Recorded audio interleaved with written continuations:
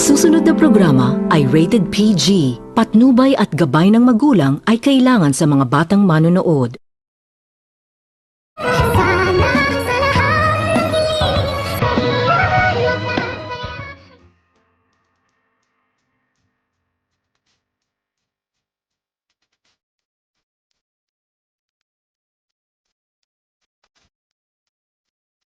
Pagkatapos nitong marinig ni Giselle galing sa bibig ng kanyang kapatid na itong si Ubing nang sabihin nito ni Ubing na narinig umano nito ni Lynette ang mga pinagsasabi ng kanyang asawa na itong si Dr. Carlos sa kanyang anak na itong si Zoe na anak umano nito ni Dr. Carlos itong si Zoe sa kadahilanan na agad naman din nitong hinarap ni Giselle itong si Lynette na umiiyak at agad nitong tinanong ni Giselle itong si Lynette kung totoo ba umano ang mga pinagsasabi ng kanyang kapatid na itong si Ubing, ngunit hindi pa rin ito makapagsalita itong si Lynette dahil labis-labis itong nasasaktan na niluluko umano ito sa matagal na panahon ng kanyang asawa na itong si Dr. Carlos, kung kaya agad naman din itong sinabihan ni Giselle itong si Lynette na kailangan umano itong magmahinahon upang makapagsalita umano ito at maya-maya pa ay agad naman din itong hinimas-himas ni Giselle ang likod ni Lynette at kinausap nito ni Giselle itong si Lynette na wag na umano itong umiiyak dahil kapag umiiyak umano ito ay hindi umano nito masasabi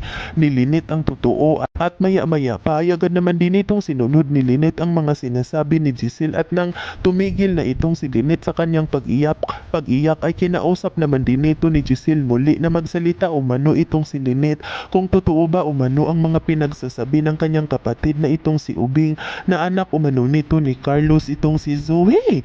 At dito bigla naman din itong napahagulhol itong si Lynette at sinabihan nito ni Lynette itong si Giselle na anak umano ni Carlos si Zoe, kung kaya't hindi naman din ito napigilan ni Giselle ang kanyang sarili at agad naman din itong nakapagsalita kung paano umano nangyayari na naging anak umano nito ni Dr. Carlos itong si Zoe. Baka yun umano ang ibig sabihin ng tauhan ni Moira na bumaliktad umano ito pagkatapos umano makatanggap ng malaking halagang pera kay Dr. Carlos nang utusan umano nito ni Giselle na alamin umano nito kung sino umano ang anak ni Moira at ni Dr. Carlos. Hindi pala umano siya nagkakamali sa kanyang panindig at totoo pala umano na mayroong anak itong si Moira at itong si Dr. Carlos at hindi umano nito sukat akalain ni Giselle na ang anak umano sa dalawa ay walang iba kundi itong si Zoe at niluluko umano sila ni Moira dahil pinaniwala umano sila na isang tanyag itong si Zoe, ngunit